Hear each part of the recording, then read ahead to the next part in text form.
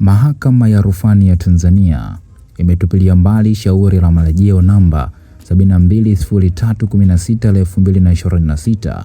lililofunguliwa na mkurugenzi wa mashtaka nchini DPP dhidi ya mwenyekiti wa Chama cha Demokrasia na Maendeleo Chadema Tundu Antipas Lissu, ambalo lilitaka kupitiwa mwenendo na uamuzi wa Februari 24 mwaka 2026 katika kesi ya uhaini iliyopo Mahakama Kuu Masjala ndogo ya Dar es Salaam. Maombi hayo yalifunguliwa baada ya uamuzi mdogo kutolewa na Mahakama Kuu kukataa kuongezwa kwa ushahidi wa ziada wa ACP Amini Mahamba ambaye alikuwa mpelelezi mkuu wa matukio yaliyotokea Oktoba 29, 2025.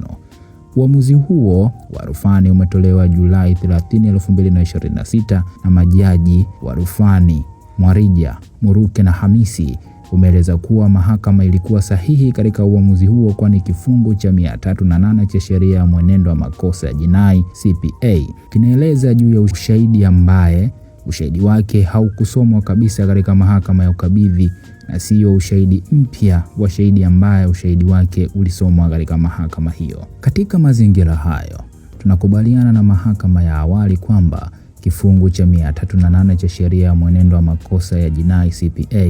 kinamuhusu shahidi ambaye hakutajwa wala ushahidi wake kusomwa kwa mshtakiwa wakati wa mwenendo wa awali wa kupeleka shauri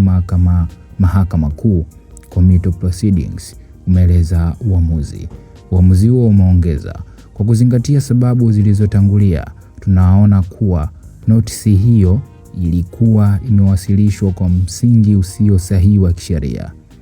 na hivyo mahakama ya awali ilikuwa sahihi na ilijielekeza ipasavyo kuifuta. Ikumbukwe Februari 22, 2026, upande wa jamhuri uliwasilisha mahakamani notisi ya ushahidi wa ziada wa ACP Mahamba juu ya ripoti ya matukio yaliyotokea wakati na baada ya uchaguzi, ambapo Lissu alipinga vikali kupokelewa kwa notisi hiyo, akieleza ni kinyume cha sheria, hoja ambayo mahakama ilikubali. Aidha, uamuzi huo